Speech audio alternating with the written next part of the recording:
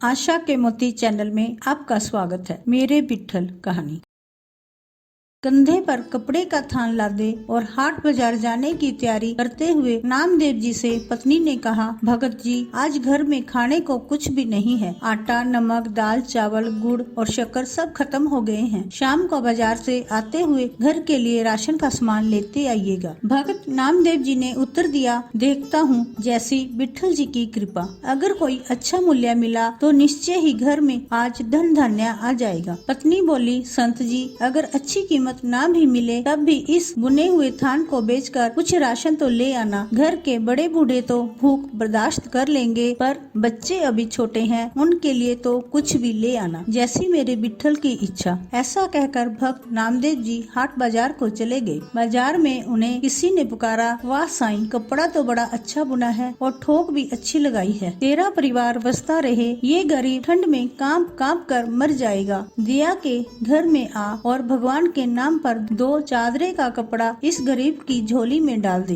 भक्त नामदेव जी बोले, 2 चादरों में कितना कपड़ा लगेगा? भिखारी ने जितना कपड़ा मांगा, संजोग से भक्त जी के थान में कुल कपड़ा उतना ही था और भक्त नामदेव जी ने पूरा थान उस भिखारी को दान कर दिया। दान करने के बाद जब भक्त नामदेव जी घर लौटने लगे तो उनके सामने परिजनों के भूखे चेहरे नजर आने लगे। फिर पत्नी की कही बात के घर में खाने की सामग्री खत्म है, दाम कुछ भी मिले तो भी बच्चों के लिए कुछ ले आना। अब दाम तो क्या, थान भी दान जा चुका था। भक्त नामदेव जी एकांत में पीपल की छांव में बैठ गए, जैसे मेरे विट्ठल की इच्छा। जब सारी सृष्टि की सार पूर्ति वो खुद करता है तो अब मेरे परिवार की सार भी वो ही करेगा। और फिर भक्त नामदेव जी अपने हरि विट्ठल के भजन में लीन हो गए। अब भगवान कहाँ रुकने वाले थे। भक्त नामदेव जी के सारे परिवार की जिम्मेदारी अब उनके सुपुर्द जो कर दी थी। अब भगवान जी ने भक्त जी की झोंपड़ी का दरवाजा खटखटाया। नामदेव जी की पत्नी ने पूछा, कौन है? नामदेव जी का घर यही है ना? भगवान जी ने पूछा। अंदर से आवाज हाँ की आई, आपको क्या चाहिए? भगवान सोचने लगे कि धन्य है नामदेव जी का परिवार, घर में कुछ भी नहीं है फिर भी हृदय में देने की सहायता की जिज्ञासा है। भगवान बोले, दरवाजा खोलिए, लेकिन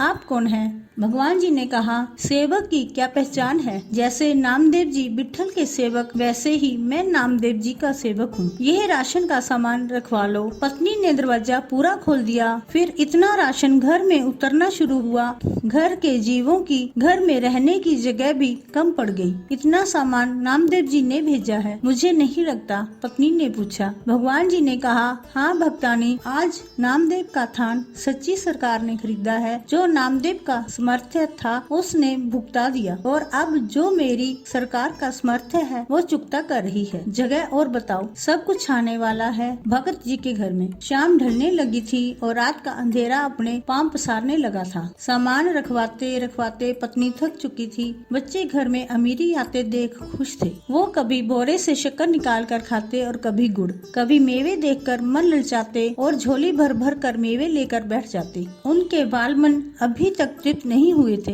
भक्त नामदेव जी अभी तक घर नहीं आए थे, पर सामान आना लगातार जारी था। आखिर पत्नी ने हाथ जोड़कर कहा, सेवक जी, अब बाकी का सामान संत जी के आने के बाद ही आप ले आना। हमें उन्हें ढूंढने जाना है, क्योंकि वो अभी तक घर नहीं आए हैं। भगवान जी बोले, वो तो गांव के बाहर पीपल के नीचे बैठकर विट्ठल सरकार का भजन सिमरन कर रहे हैं। अब परिजन नामदेव जी को देखने गए। सब परिवार वालों को सामने देखकर नामदेव जी सोचने लगे, जरूर ये भूख से बेहाल होकर मुझे ढूंढ रहे हैं। इससे पहले के संत नामदेव जी कुछ कहते, उनकी पत्नी बोल पड़ी, कुछ पैसे बचा लेने थे। अगर थान अच्छे भाव बिक गया था तो सारा सामान संत जी आज ही खरीद कर घर भेजना था क्या? भक्त नामदेव जी कुछ पल के लिए विस्मित हुए, फिर बच्चों के खिलते चेहरे देखकर उन्हें एहसास हो गया कि जरूर मेरे प्रभु ने कोई खेल कर दिया है। पत्नी ने कहा, अच्छी सरकार को आपने थान बेचा और वो तो सामान घर में भेजने से रुकता ही नहीं था। पता नहीं कितने वर्षों तक का राशन दे गया। विनती करके रुकवाया, बस कर, बाकी संत जी के आने के बाद उनसे पूछ कर कहीं रखवाएंगे।